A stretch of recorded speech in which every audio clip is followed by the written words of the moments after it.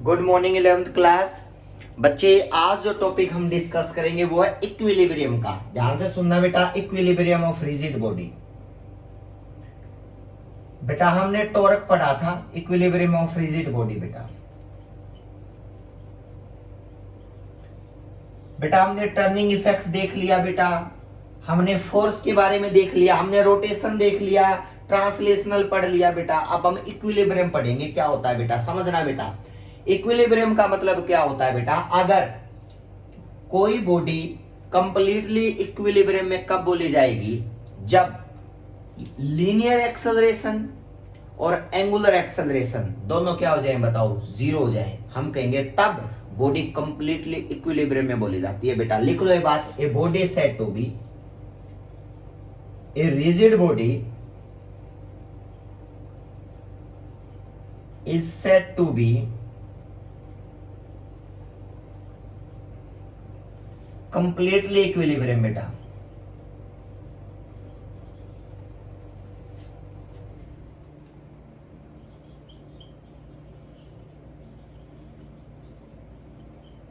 Completely equilibrium when कब, when linear acceleration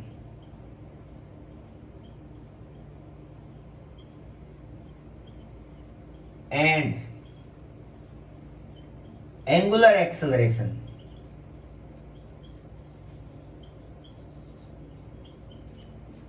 becomes zero। ये आप लोगों ने समझना पड़ेगा। कोई बॉडी कंप्लीटली इक्विलिब्रियम में तब बोली जाती है जब ना तो एंगुलर एक्सेलरेशन आए रोटेट करने वाला, ना लीनियर आए। बेटा उसको हम बोलेंगे बॉडी कंप्लीटली इक्विलिब्रियम में है। बेटा इसके टाइप्स हैं, ध्यान से सुनना, इसके टाइप्स हैं बेटा, टाइप्स ऑफ इक्विलिब्रियम। बेटा देखो बेटा, ट्रांसलेशनल मोशन हम पढ़ चुके हैं बहुत जगह पे। फोर्स लगाना, रिमूव करना, फोर्स के बारे में जानते हैं। लास्ट टाइम हमने टॉर्क भी पढ़ लिया बेटा। अब इसलिए इक्विलिब्रियम पढ़ना जरूरी है बेटा। अगर इक्विलिब्रियम में रहती है बॉडी तो समझ जाना कि उसका लीनियर एक्सेलरेशन और एंगुलर एक्सेलरेशन दोनों जीरो है। बेटा कंप्लीटली इक्विलिब्रियम में है। तो बेटा अब उसके कुछ टाइप बना दिए। देखो बेटा, types of equilibrium of rigid body. बेटा टाइप्स ऑफ इक्विलिब्रियम, फर्स्ट है बेटा ट्रांसलेशनल इक्विलिब्रियम।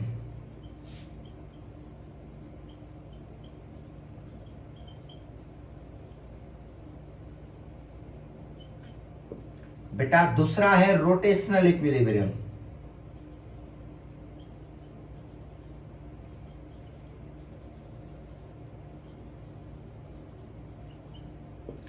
थर्ड है बेटा ट्रांसलेशनल प्लस रोटेशनल इक्विलिब्रियम।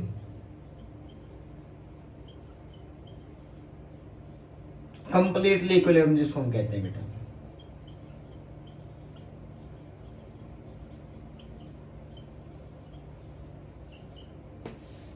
देखना बेटा, अब बात आती है ट्रांसलेशनल इक्विलिब्रियम क्या होता है। हेडिंग डालो, ट्रांसलेशनल इक्विलिब्रियम का बॉडी कब बोली जाती है बेटा, ट्रांसलेशनल इक्विलिब्रियम के अंदर। सुनना भाई,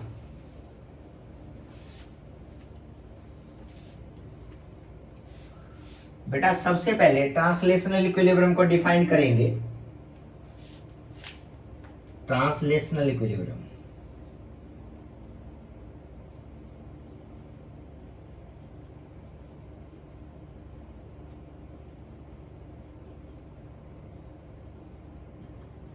ध्यान से देखना, बॉडी ट्रांसलेशनल इक्विलिब्रियम में कब बोली जाती है, जब उसके ऊपर नेट फोर्स जीरो लगे। बेटा लिखो ये बात, बॉडी नेट फोर्स, टॉर्क नहीं बेटा, net force, body is said to B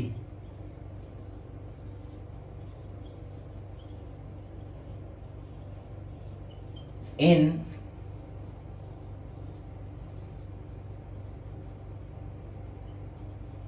translational equilibrium when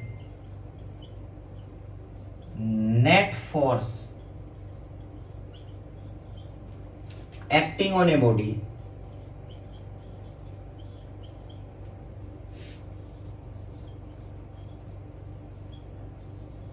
is zero। याद रखना बेटा, किसी बॉडी पे नेट फोर्स जीरो जाए बेटा, यानी कि बॉडी या तो रेस्ट में रहे या कांस्टेंट स्पीड से चलती रहे, तब वो बॉडी बोली जाएगी ट्रांसलेशनल इक्विलिब्रियम में बेटा। अब बड़ी इंटरेस्टिंग चीज है बेटा, नोट करते चलो इस चीज को। अगर किसी बॉडी पे नेट फोर्स जीरो जाए बेटा, यानी कि एफ नेट जीरो जाए बेटा उस बॉडी पे, एफ नेट, मैंने कहा एक बॉडी है बेटा, ये 2 या इधर इसके ऊपर ये 2 मीटर पर सेकंड से चल रही है, सोचना इसके ऊपर एक टाइम 2 न्यूटन फोर्स लगाया, उसी टाइम आगे से भी 2 न्यूटन लगा दिया, ध्यान से देखना, चल रही है ये बॉडी, एक टाइम पे दोनों साइड से 2 न्यूटन लगा दिए उसी टाइम पे बेटा, उसी इंस्टेंट पे 2 न्यूटन पीछे से 2 न्यूटन आगे से। मैं पूछता हूं बताओ इस बॉडी पे नेट फोर्स कितना लगा? जीरो। अब बॉडी रुकेगी या ऐसी स्पीड से चलती रहेगी बेटा?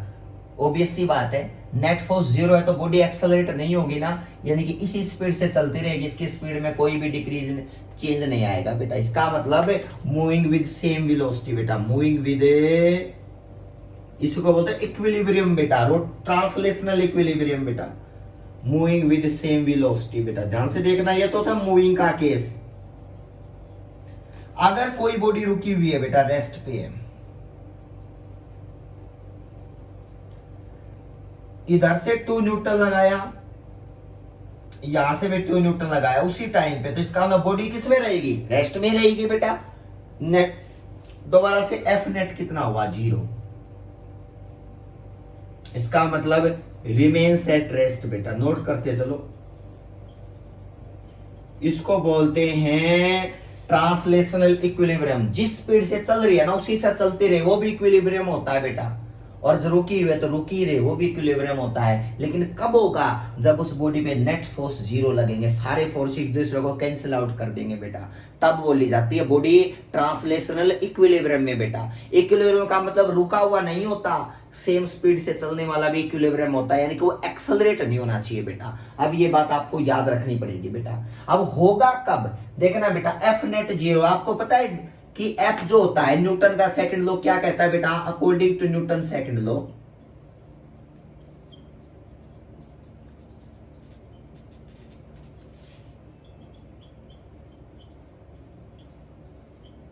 एफ नेट जो होता है ना बेटा, वो मोमेंटम में चेंज लेके आता है, मोमेंटम में चेंज बेटा, डीपी बाई डी। अगर बेटा एफ नेट ही जीरो हो जाएगा तो इक्विलिब्रियम की क्या कंडीशन निकल के आई भाई? DP is equal to zero. Note करते चलो बेटा, ये कंडीशन है बेटा ट्रांसलेशनल इक्विलिब्रियम की, ये एग्जांपल दिए थे मैंने। अब सुनो बेटा, dp by dt is equal to zero. अगर बेटा dt को तो dt is equal to zero, मैं इंटीग्रेशन कर दूं दोनों साइड बेटा, जीरो इंटू dt बन जाएगा। लो बेटा, तो पता है p क्या आएगा? p की कोई कांस्टेंट वैल्यू आएगी, याद रखना। इसका इंटीग्रेशन करके देख लो, कांस्टेंट बनेगा। जीरो का इंटीग्रेशन कांस्टेंट होता है बेटा, dp का इंटीग्रेशन p होता है। लो p कांस्टेंट आया, मतलब कंडीशन ऑफ ट्रांसलेशनल इक्विलिब्रियम यही होती है कि मोमेंटम में बदलाव नहीं आना चाहिए बॉडी के बेटा। Condition of A translational equilibrium की फर्स्ट प्रॉपर्टी यही है बेटा, कंडीशन ऑफ ट्रांसलेशनल इक्विलिब्रियम बेटा।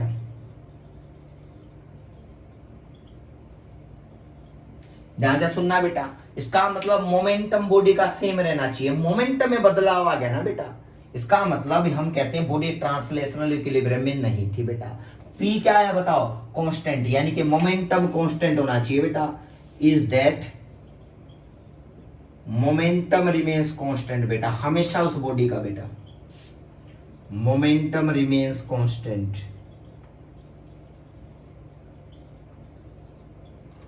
कांस्टेंट बेटा, that called condition of translational equilibrium बेटा। नेट फोर्स जीरो बॉडी पे लगना चाहिए, मोमेंटम कंजर्व होना चाहिए, सारी कॉन्सेप्ट आपको याद होनी चाहिए बेटा। अब इसमें एक चीज और है बेटा, दूसरा है रोटेशनल इक्विलिब्रियम बेटा, रोटेशनल इक्विलिब्रियम।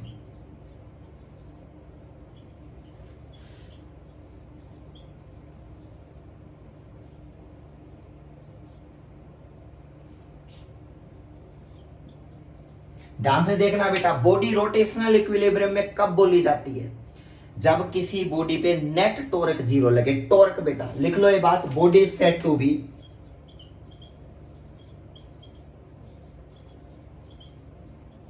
ये तो नेट फोर्स जीरो था बेटा। Body is said to be rotational equilibrium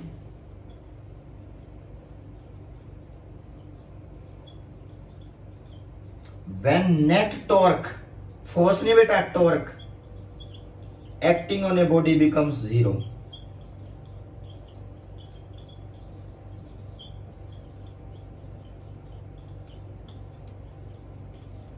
ध्यान से देखना बेटा, ये बात आपकी स्टेटमेंट याद रहनी चाहिए बेटा।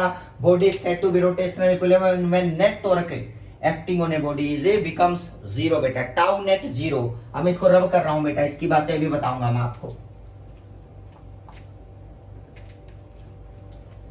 देखना बेटा, अगर कोई बॉडी रोटेट कर रही है बेटा,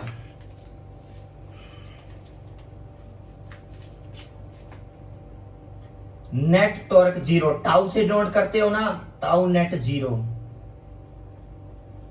एग्जांपल देता हूं, रोटेशनल है बेटा, ट्रांसलेशन का तो मैंने दे दिया था। देखो बेटा, मान लिया एक रिजिड पॉइंट है कोई भी, इसके ऊपर कोई भी एक रोड रखी है, रोड बेटा, ठीक है बेटा। यहां पे ये यहां से बेटा ये यहां टिप पे हैंग की गई है बेटा, एक फोर्स लगाया है यहां पे 2 न्यूटन। क्लियर है बेटा? बेटा यहां पे 2 न्यूटन और यहां पे भी 2 न्यूटन। देखना बेटा, यहां भी नीचे 2 न्यूटन। मैं आपसे पूछता हूं, ये डिस्टेंस भी बेटा यहां से इस पॉइंट के विद रिस्पेक्ट टू ये डिस्टेंस भी बेटा मान लिया आर कुछ भी बेटा, और यहां से यहां तक की ये डिस्टेंस भी आर बेटा लो। ये डिस्टेंस भी पोजीशन वेक्टर, ये भी आर बेटा, जो आप आज बताया था मैंने आप लोगों को टॉर्क में बेटा। इस पॉइंट के अलोंग मुझे बताओ, ये फोर्स नीचे, ये फोर्स नीचे। आज मैंने केस करवाया था आर क्रॉस एफ की डायरेक्शन के लिए। चेक करो, आर क्रॉस एफ, इसमें टॉर्क किधर जाएगा? आर क्रॉस एफ करोगे तो आउटवर्ड, और इसमें किधर जाएगा? इनवर्ड। तो चेक कर लो इसके लिए बेटा, इसके लिए टॉर्क की डायरेक्शन क्या होगी बताओ? टॉर्क कितना होगा? 2r। आर क्रॉस एफ होता है ना बेटा 2r, और डायरेक्शन जाएगी बेटा, चेक कर लो, आउटवर्ड, यानी कि डॉट का साइन लगा दो। इसमें आर उधर है ना बेटा, आर उधर है, एफ तो आर क्रॉस एफ करोगे तो टॉर्क किधर जाएगा? अंदर। तो टॉर्क की वैल्यू सेम आनी है बेटा 2r, लेकिन ये इनवर्ड बेटा। सुनना, ये टॉर्क आउटवर्ड डायरेक्शन में लगेगा इस फोर्स की वजह से, और इस फोर्स की वजह से इनवर्ड लगेगा। टोटल टॉर्क की डायरेक्शन बताओ बेटा, टोटल टॉर्क किधर लगेगा? टोटल टॉर्क इस 2r में से, और इस 2r को माइनस कर दूंगा तो टोटल टॉर्क कितना आया? 0। इसको बोलते हैं नेट टॉर्क 0 बेटा। तो टाउ नेट की वैल्यू कितनी आई? 0। इसका मतलब ये बॉडी रोटेट नहीं कर सकती, ये बॉडी रोटेट नहीं कर सकती बेटा। ये बॉडी यहीं क्या रहेगी बताओ? रोटेशनल इक्विलिब्रियम में रहेगी, रोटेट नहीं कर सकती बेटा। तो नेट टॉर्क कितना आए? तब 0 आए बेटा।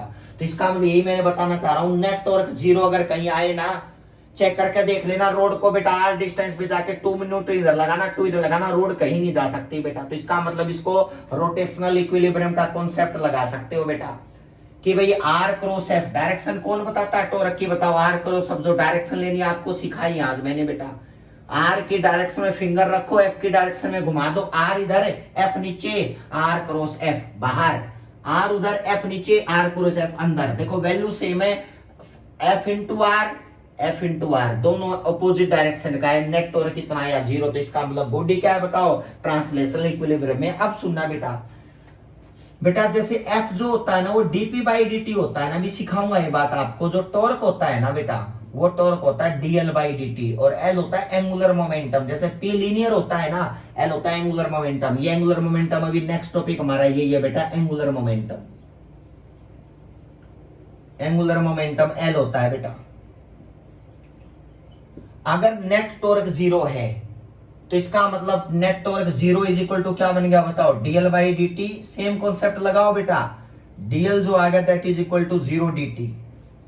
इंटीग्रेशन कर दो दोनों साइड, तो एल की वैल्यू पता है? कांस्टेंट आई बेटा, यानी कि एंगुलर मोमेंटम कांस्टेंट रहेगा बेटा।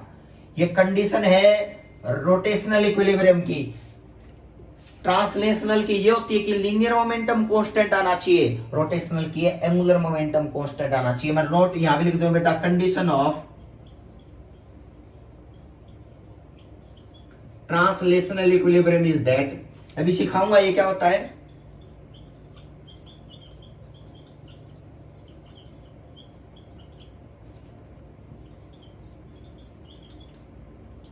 That angular momentum is constant.